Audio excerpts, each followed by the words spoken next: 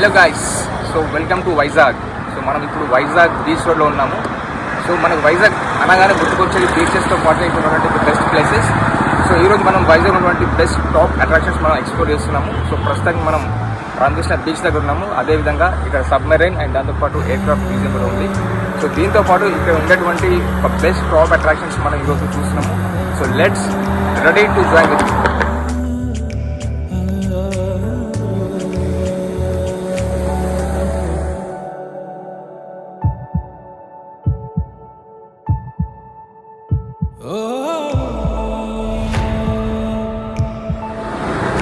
Kennedy Park, Vizag top attractions, one of the best places to visit.